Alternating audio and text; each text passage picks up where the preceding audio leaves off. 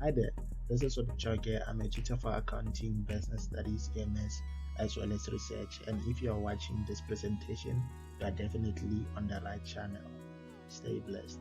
Let's continue to watch as we talk about how to ace that examination paper. Most learners right now are probably preparing for their preliminary exam, and so it's very important that we talk about the tips or skills that one can be able to apply in order for them to be able to ace that examination paper that they are preparing to write.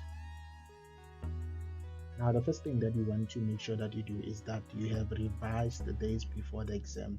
This is very important because normally during the examination period, you'll be writing your exam papers in consecutive days, and then you wouldn't have enough time for you to be able to go through all those chapters. You might be able to revise them there, but then there won't be enough time for you to study full content. So you want to make sure that when the examination period starts, you have studied all the work that you needed to study as prescribed by your teachers. Step number 2, you must ensure that all your exam necessities are ready.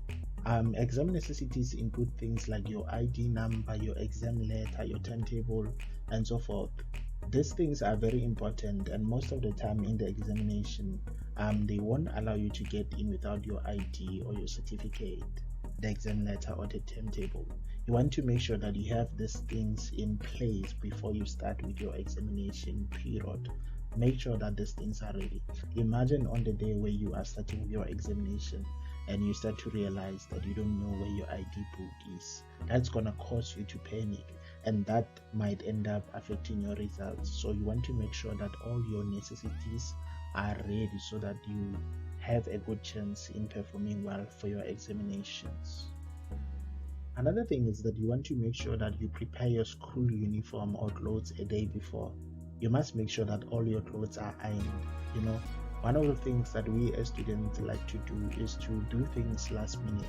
Imagine on the day when you are writing your exam, you want to iron your clothes and you realize that there's load shedding. Automatically, when you go to school without ironing your clothes, you're not gonna feel comfortable. You'll be feeling like everyone is looking at you.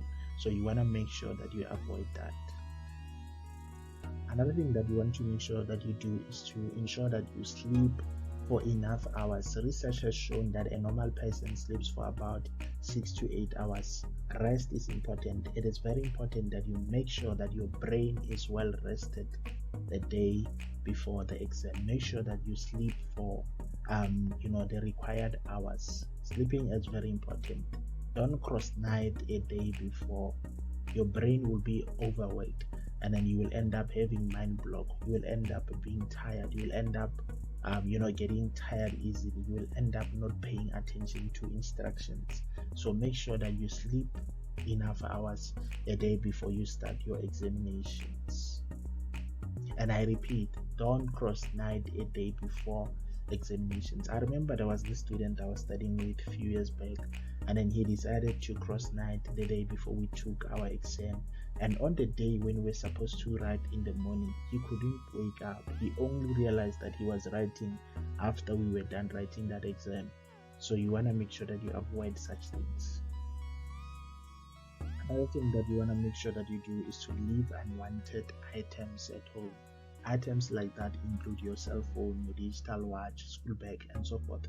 Imagine on the day where you are writing your examination, you go into the examination room and the invigilator realizes that you have your phone, and they tell you that this is not allowed. Where are you gonna put your phone? Who are you gonna give your phone to? And then you will start being stressed. What will happen if somebody steals your phone? And you wanna also make sure that you avoid coming with digital watches. Imagine your watch, your alarm going on during the examination. You're gonna be chased out. And you also want to make sure that you avoid coming with school bags. It's unnecessary.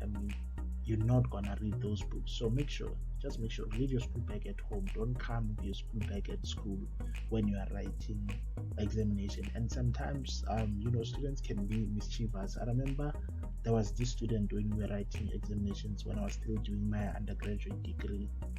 He came with a school bag, and then as we were writing, and after the exam people will be leaving and so forth in a rush, somebody mistakenly took the student's school bag and it had everything, the keys, the phone, and so forth. And that student could not find the bag. That person didn't return that school bag. So you want to make sure that you avoid such things. Leave your school bag at home. Leave your digital watch at home, as well as your phone. Another thing that you want to make sure that you do is that you arrive at school at least an hour before, especially if you are using public transport. Most of the time, I don't know if it's just me or what, but then I've realized it each and every time when I write exams, this public transport seems to be moving very slow. They'll be collecting people when they see that these people are not going anywhere.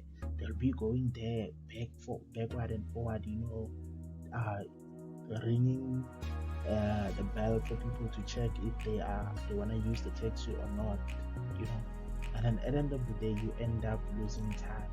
So you want to make sure that you leave an hour before the normal time that you used to go to school at, and this will help you to be able to deal with uncertainties. Sometimes it can happen that when you are traveling with a taxi, it gets a puncture or something like that. It may take time to change that time. So you want to make sure that you go to school as early as possible, at least 1 hour before. Another thing that you want to make sure that you do is that you adhere to all examination instructions. Examination instructions are there to help us as students. They are there to help us to succeed in our examinations. Most of the time, if you arrive at the examination very early, you will realize that before we commence with the examination, there are some instructions that the invigilator will read for us, and then there are also some instructions that we as students would have to read on our own. So you want to make sure that you stick to all the examination instructions that are given to you, and sometimes not obeying examination instructions can result in you losing marks. So you want to make sure that you obey everything that is required from you. Remember, instructions or rules are not there to punish us, but rather to lead us towards the right direction. Once you've started with your examination, you want to make sure that you manage your time effectively. Most of the time in our exams, we are told or we are guided in terms of how much time should be spent in a particular question. So you want to make sure that you stick to the time that is recommended. In papers like accounting, they normally write how long it will take a person to complete that particular question.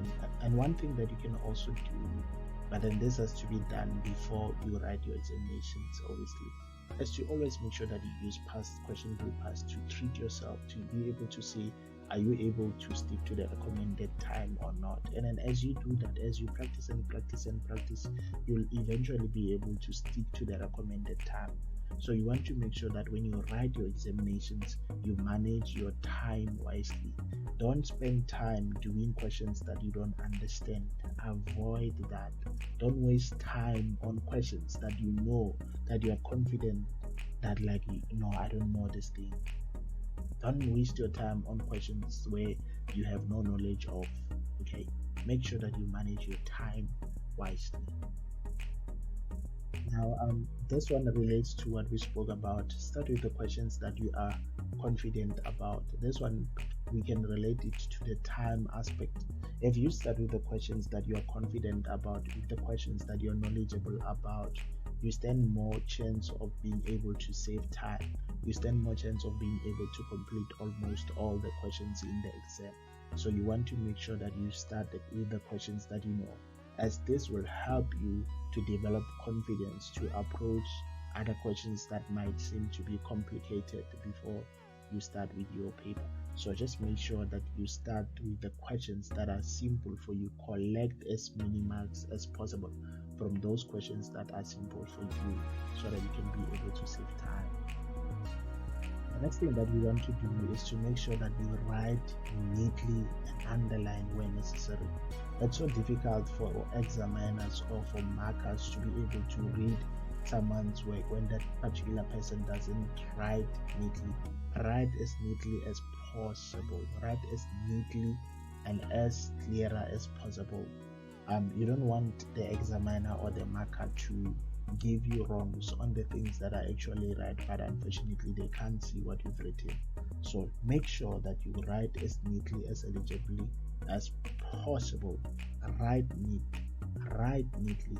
It's so easy to read someone's handwriting when they've written neatly. So write neatly, guys. Write neatly, I beg you. Another thing that you also want to make sure that you do is to start each question on a new page. This is very important. Most of the time in the instructions on that exam paper, they will tell you to start each question on a new page, and then this also helps us as students to be organized in terms of our work. And then sometimes examiners can decide, or markers, they can end up punishing you for not adhering to the guidelines that were given to you. So it's very important. This is a basic rule for you to start each question on a new page, and this helps your work to be organized as a student. So you want to make sure that you start each question on a new page. Avoid mixing questions on the same page. You want to start a new question on a new page. Change is necessary. Now, after you've completed all the questions that you've written, you want to make sure that on the front of your or the cover page of your answer sheet, you want to make sure that you write the questions that you have written in order of attempt. Make sure that you write them in a way that you have written in the script. If you started with question 1, 5, even in the outside of the script, indicate that you have started with question 1 and then followed by 5, 2, 3, 4, something like that. Make sure that you let the markers to know how your questions are flowing, how you have written your work. This makes the work easy for examiners. They are able to go and check on their memorandum as well as the question paper to be able to see the questions that you are attempting to answer, and this makes marking to be much more easy and much more enjoyable. And a person who enjoys marking your paper is more likely to pay attention to the details and facts that you have written. So you want to make sure that you write your questions in the order that you have attempted them. This one is very important. Don't just submit because people are submitting. Submit because you are done with your work, because you have went through your work, you have checked the mistakes and so forth.